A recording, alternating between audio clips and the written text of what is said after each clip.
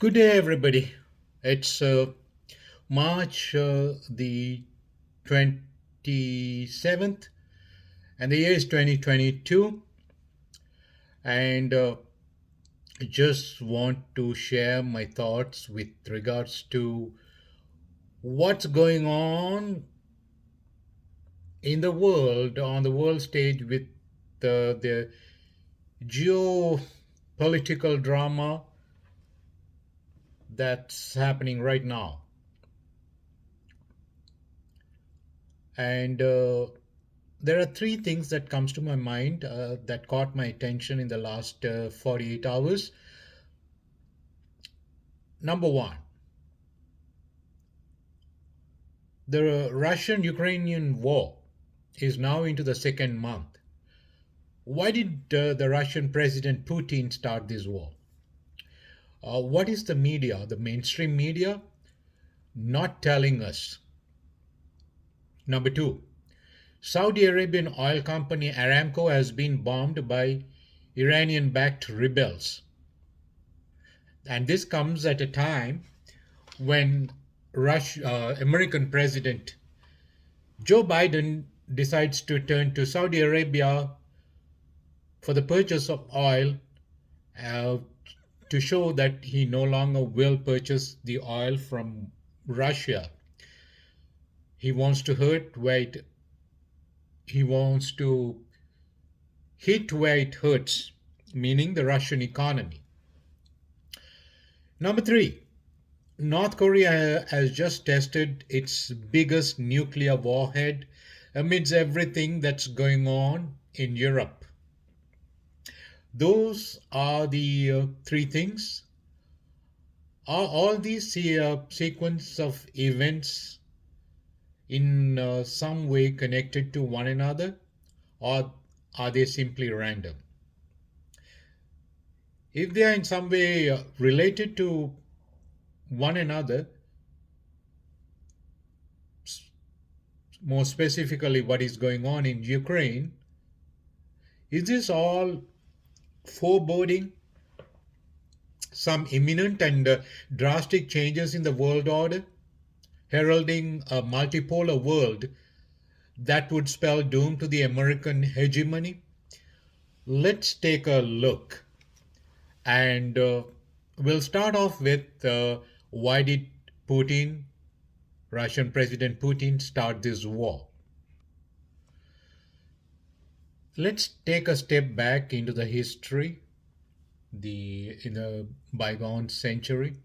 In 1922, Russia, uh, after the revolution, formed the Soviet Union. And what were the countries that joined Russia? The Russian Empire.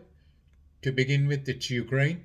So Ukraine has been uh, with Russia from day one.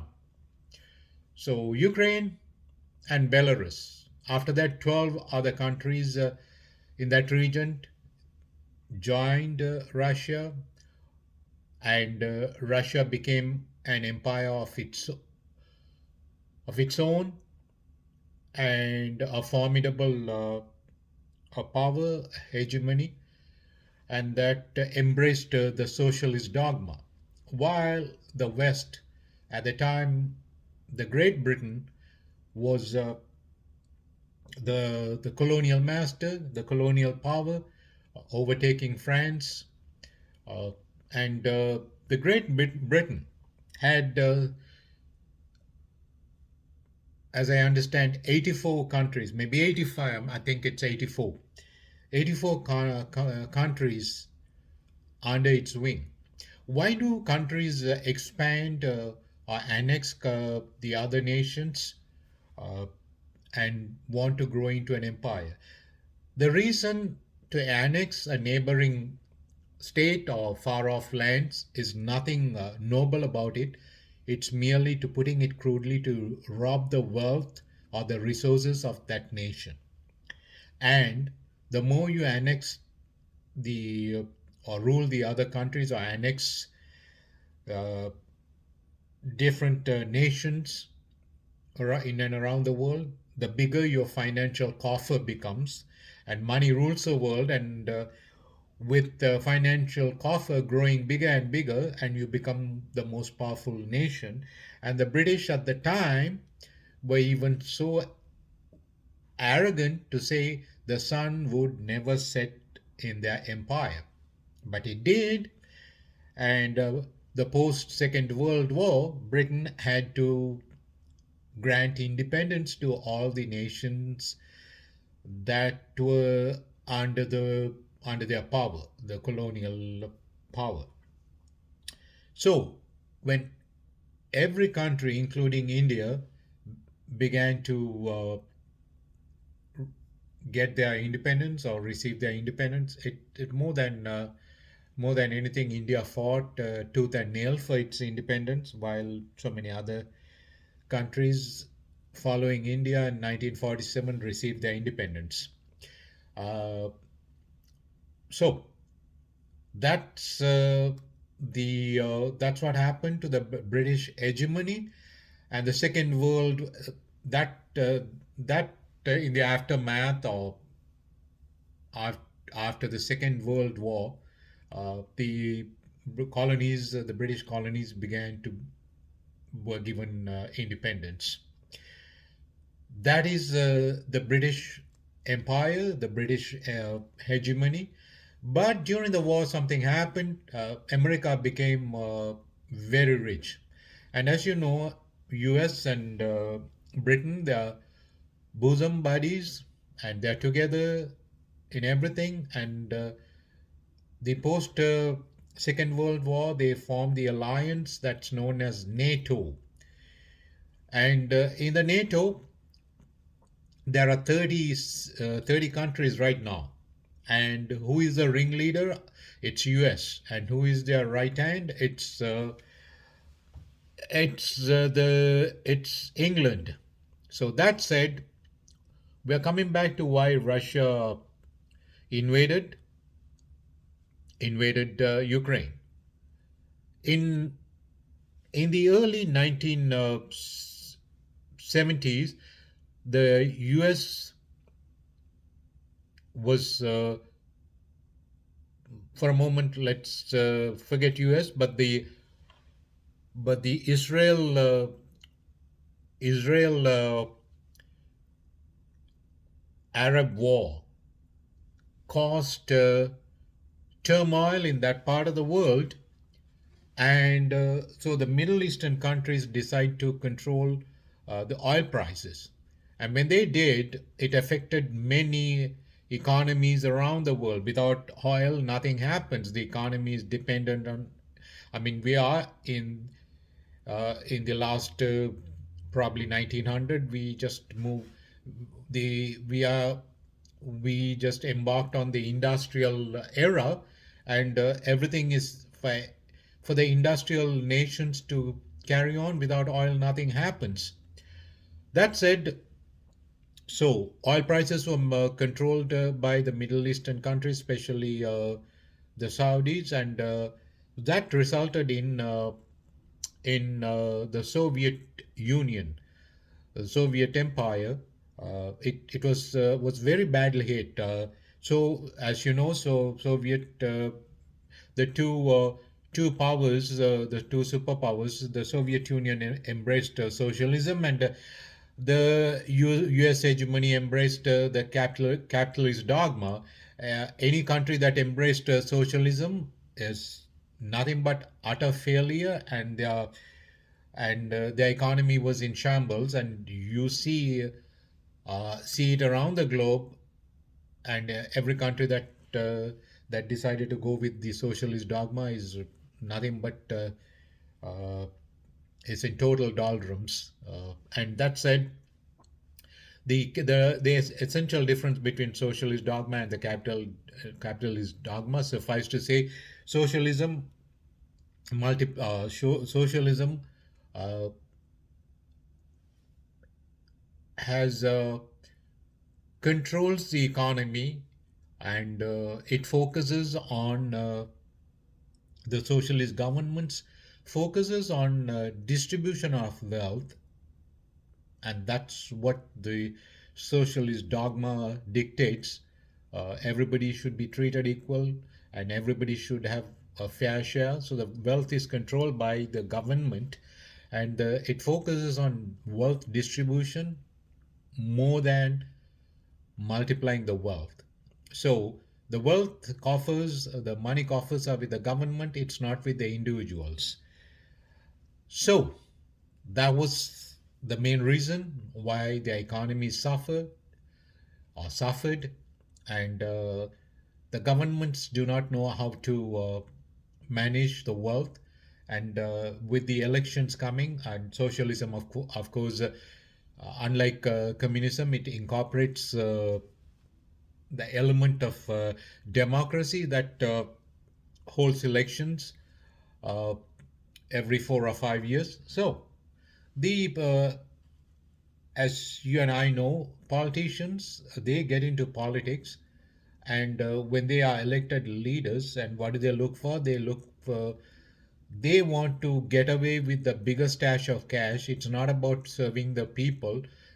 People are there only to elect them. Once they are elected, they serve the financial establishments that's pulling the strings from behind. And the financial establishment is always calling the shots. And the government officials have to listen to the ones who are who would decide the outcome of the elections with their money. And in a socialist environment and a socialist government, they get elected. And as you know, human beings are driven by two fibers. One is greed, the other one is selfishness. It's money rules the world. So these two human fibers being the propelling force of human nature, politicians want to steal, get away with the money, stash it away, not for 1 or 2 generations, for 25, 30 generations, because the greed is unlimited. Human greed is unlimited. The more you have, you're never satisfied. Money gives you a sense of security. So that's what it is. So in the socialist governments, uh, in any part of the world, there is corruption, different degrees, of course, corruption and abuse of powers. And the socialist leaders were very corrupt and started stealing the money and the people, and not they didn't have the acumen, or they don't have the acumen to multiply the wealth and manage the financial coffers. That spelled doom for the socialist nations. What happens in the capitalist nations, in the capitalist countries? They give the leeway and the freedom for the individual freedom is granted. So individuals, with their greed and selfishness and avarice and everything, they individuals manage the money. They use their individual business acumen to multiply the wealth, and they pay taxes. And the government uh, rarely goes broke unless the politicians mismanage the financial coffers. And so these individual citizens become richer and richer because they manage their own businesses, and they multiply the wealth, and they become rich and the richest. And there are different layers of uh, rich community, so called the elite community, and the top layer is will be forming a body of control. And ever since, I think, back in 2013, they coined up the term, the deep state. It's a term used in United States. The deep state, uh, made up of the rich who control the wealth, uh, the flow of money in the country and around the world, call the shots. So the politicians are mere puppets, and the puppet masters are operating from behind, and they are the richest in the world. They run their business cartels and mega corporations and multinational corporations, the military industrial complex. you name it. We don't want to to talk about it at this point. We'll leave it at that. We are trying to get back to why Russia invaded Ukraine. Russia, at the time of disintegration, as in the aftermath of oil, Middle Eastern oil uh, prices fluctuating and being manipulated by the Middle Eastern countries. Russia was very, Soviet Union at the time was very badly affected, and in the mid 80s and late 80s, they could not run their empire. At that time, US President Ronald Reagan was the US President, and Gorbachev was the leader of Soviet Union. Uh, and US involvement brought about the Soviet disintegration, and of course, Soviet Union was bankrupt. The economy was at the lowest point, and U.S. conveniently used it, and so finally, Gorbachev granted independence to all the 15 nations under the Soviet Union, and Russia became from 282 80, I believe 87,000, close to 287,000 population in that region. When the independence was given, Russia today has a mere population of 144 million. By the way, population is not a population is also a strength of a nation. It determines the consumer power of the nation. For instance, a simple example, even if you produce a candy, if the consumer power is so high, if you have a country like India or China, let's take India, 1.3 billion, even if one fifth of that population, one fourth of population, whatever, 20 or one fifth of that population buys the candy you're making, let's say it's 10 cents or 5 cents, one fifth of that population generates a huge revenue for the nation. Now that's why the bigger the population, these countries, India and China, they have huge consumer power. That's why the American corporations want to move there. Because, of course, wherever America goes, it's the country is, America has interfered in regime change in 27 different countries since 1945. Everywhere they went, those countries are today. US leaves a mess, ruining that country, regime change, installing a puppet government, and leaving the country in total. The people in the end suffer with the American regime change, and nothing happens, and the country is a mess, utter chaos. People are always the sacrificial lamb and they suffer. And this is what, if you look at any country where America interfered in the name of saving humanity, because America likes to pretend like they are the saviors of humanity, this is what has happened.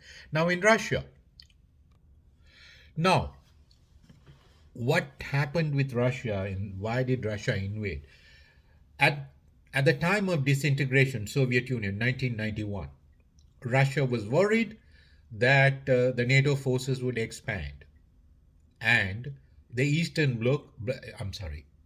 Bloc was all with Russia. You countries like Romania, Hungary, Czech Republic, and Poland, all these countries that are known as the Eastern Bloc, spelled BLOC, not BLOCK. That's a different term. Anyway, Eastern Bloc, and if the NATO if they join NATO, the it Russian it poses a grave threat to the Russian safety. So Russia was worried. Russia brought this question up, and so let's hear it from the horse's mouth, meaning Russian leader at the time, Gorbachev, what he had to say. Right.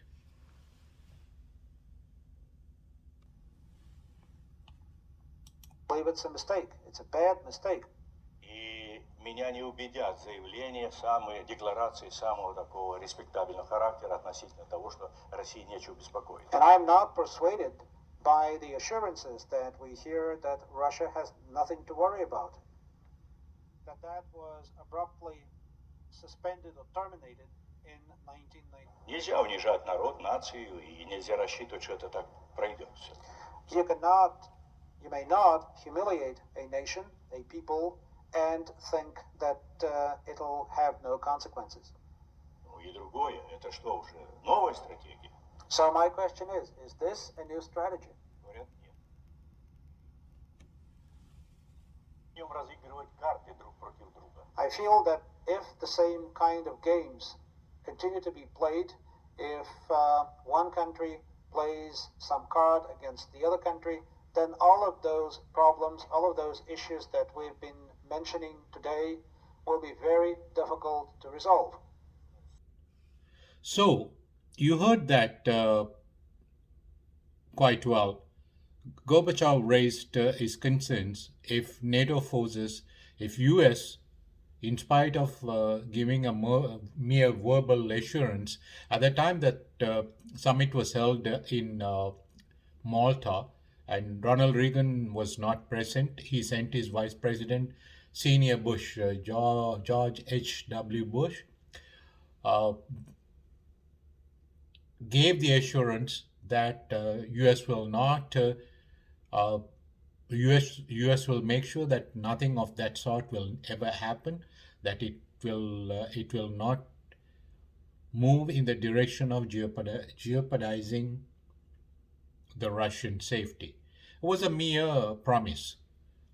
Did they live up to that promise? No. And Gorbachev, I guess, made a very serious mistake. Like the analysts say, he should have made an agreement with U.S. in writing that U.S. will never expand the NATO forces or NATO countries or the NATO alliance in Europe.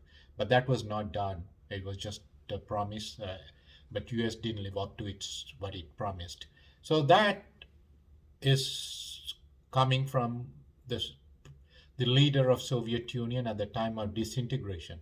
But let's listen to another person, a US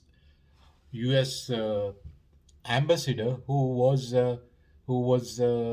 was in office at the time of the Soviet disintegration. Folks, we heard what the the Soviet leader then Gorbachev had to say, but now let's hear an American diplomat who was the ambassador at the time. His name is Jack Matlock. He's well into his old age, and it seems like he has gone through some health setbacks, and but regardless, we wish him well because he seems to speak the truth in spite of with an open mind, without there are people who speak the truth without being subjective, and they're few and far between. He is an American who was in office at the time, speaking the truth. Knowledge of Soviet-Russian history to talk about the current crisis in Ukraine, but also about US and NATO relations with Russia more generally. It is a difficult task to introduce someone like Ambassador Matlock because the list of his achievements and extraordinary experiences is just so extensive. For instance, he witnessed the Cuban Missile Crisis as a diplomat in Moscow in 1962, and he became the director of Soviet affairs at the State Department in 1971, joining almost all major US-Soviet summit meetings in the 1970s. Ambassador Matlock served, among other postings, as US ambassador in 1991, with his duties in Moscow ending only months before the dissolution of the country itself.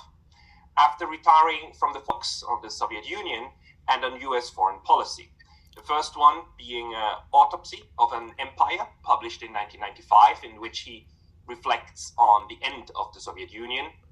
Matlock is a critic of some of the common narratives about the end of the Cold War and of NATO expansion, stating publicly that it was a mistake.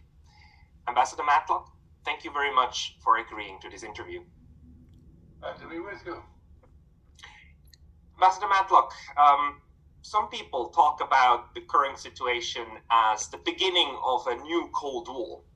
You, as somebody who has witnessed the real Cold War at the forefront of U.S. foreign policy, do you share that opinion? Is this a fair assessment that we are now entering a new Cold War? Well, we seem to be acting as if we are. I think there is no valid basis for it. However, the Cold War was really about the conflict between communism and, I would say, capitalism, between a totalitarian government based on Marxism-Leninism, which was a class struggle, of an ideology that validated revolutionary change, and which aimed for, with the United States organizing in Europe along with the West Europeans, NATO, in order to defend the West Europeans against what was then a communist, not only the Soviet Union, but they had under their control and in the Warsaw Pact allies in most of the East European states. So the Cold War was really about the conflict between communism and democracy and capitalism. Ended by negotiation. When Gorbachev economy, they had the state-run economy that tried to supplant a market and everything else, and with no private property in the means of production. This turned out to, which was certainly in their interest because it was costing them and their economy a lot more than it was costing us in the West.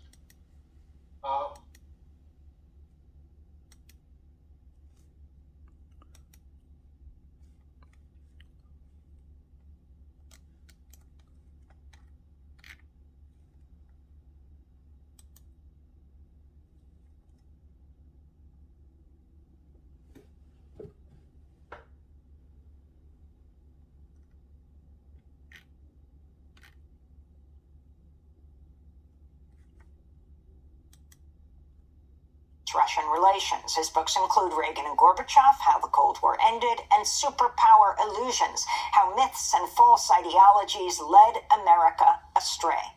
His latest article is headlined, I Was There, NATO and the Origins of the Ukraine Crisis.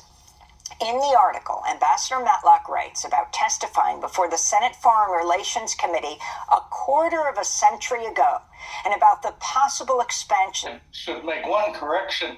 I was not the last ambassador to the Soviet Union. Robert Strauss was. He lasted only about 3 months of the last in the Soviet Union, and some people have forgotten that, but I should correct that to start with. But the reason the democratization of the East. So there you go, people. You have heard it from both sides, who are very objective and unbiased and speaking very objectively without a bias, and people who could see facts the way they should be stated. And so, what happened? Why did Putin invade Ukraine? The reason being, since 1991, Russia didn't move 1 inch towards Europe. But what did America, the ringleader, do with his buddy England? 30 countries. In the 6 countries they have annexed. They have granted NATO membership to 6 countries: Poland, Hungary, Czech Republic, and the other countries like what are the other 2 countries? It's forget it. And it's 6 countries have been given. I mean, and it's the NATO expansion is underway, and they now Ukraine wants to be a NATO country, and NATO is uh, is almost in the direction of granting NATO membership to Ukraine. What happens if Ukraine becomes a member? And so Russia, it will be the American forces in the Russian backyard, in the front yard and backyard in the Black Sea. So this was, I guess, the Russia was pushed to the hilt, and having no recourse, the last resort was to invade Ukraine. But there are other reasons for the invasion too. This is primarily you could say this is U.S. has made a grave mistake posing totally disregarding the Russian interest, and it's in a sense it's the motive. U.S. NATO motive is malicious to suppress and oppress Russia and to destroy Russia. So that's and why would Putin just sit back and watch this is taking place right in front of his eyes? And so that's one. What's the other one? And the other one in back in 1867, Russia sold Alaska to US for 7.2 million. But today it turns out Alaska is probably the richest state. It's a reservoir of wealth. It's US, suffice to say, it's a treasure trove of US United States. Why? Alaska is rich in copper, gold, timber, zinc, lead, fish, fur, and it's said to be so rich that it doesn't have sales or income tax. Instead, gives every resident an annual stipend. But nobody wants to go live there because the winter lasts 8 months, like the Russian, the coldest, the Siberian winters. Alaska is said to be, some of the information. Alaska, though this is not directly connected, but Alaska is the second largest crude oil producer in the US, and 670,555 barrels of crude oil every single day Alaska is producing. I'm talking about crude oil. There's a difference between the oil that is produced or coming from Iran, Russia, and the petroleum oil US produces from using a process known as fracking, refining that oil. What's the difference? US the petroleum oil is harmful, said to be harmful to the environment, causes global warming. It emits carbon dioxide, whereas the Russian oil is natural gas and oil. Same in Iran. These two countries, the biggest oil producers in the world, producing their natural gas and oil, which is not harmful to the environment, and it's supposed to be ethane based as opposed to carbon dioxide emission. So it's a highly desired commodity in the market. So and that's why even US wants to buy Russian oil, and now they turn to Saudi Arabia for their oil because US fracking is a very costly proposition, so it's cheaper to buy, and also the global warming zealots against the petroleum oil, so to speak, and US turned to Saudi Arabia, and at which, in the aftermath of that, Saudi Arabia has been bombed by Iran. Don't know if this has any connotations.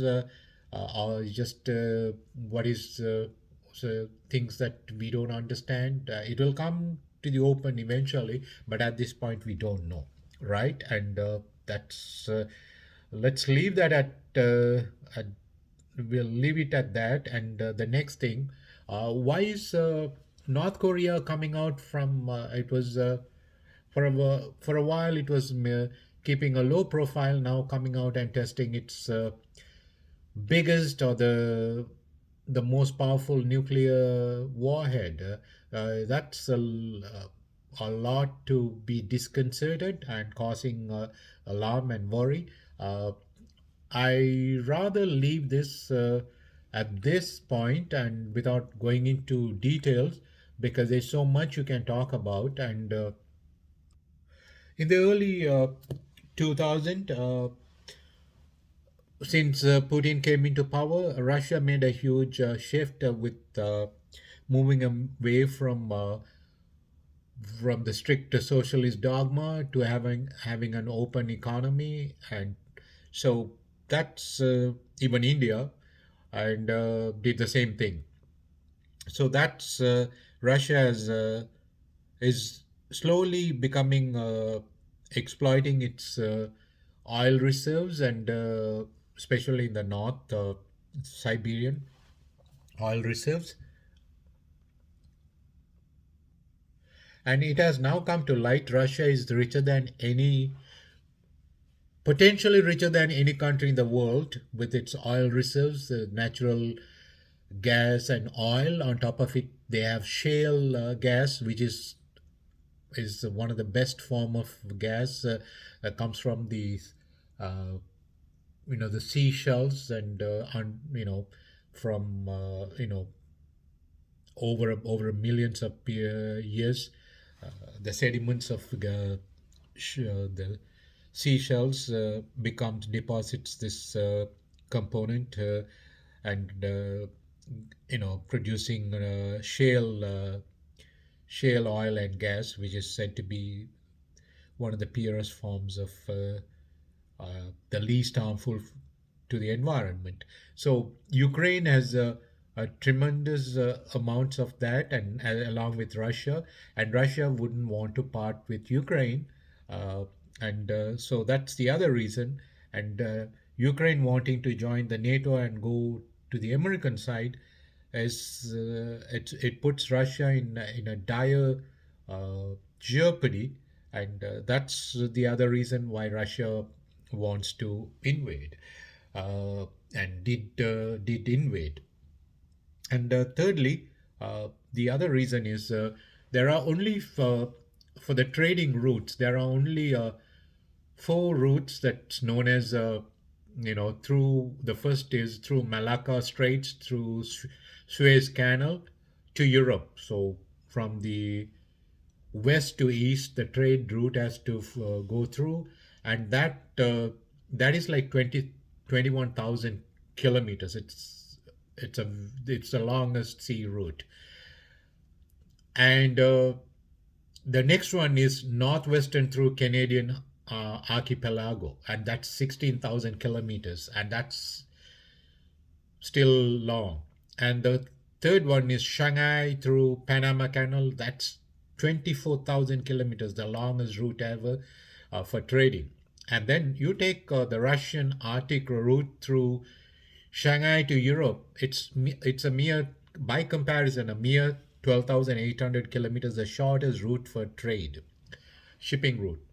But the problem with that is the north is in the colder season, it's nothing but ice, and uh, only Russia has the icebreakers, the vessels, and today with the advancing technology, Russia has has the vessels that are nuclear powered, and breaks the ice. And so the trade route, it saves a lot of money for the western countries to trade with east, but they have to go through Russia. And Russia is evolving, becoming from a superpower. It is showing the potential to become a super economy, super one of the biggest economies in the world in due course of time. And guess what? Does America like to see this happening? No.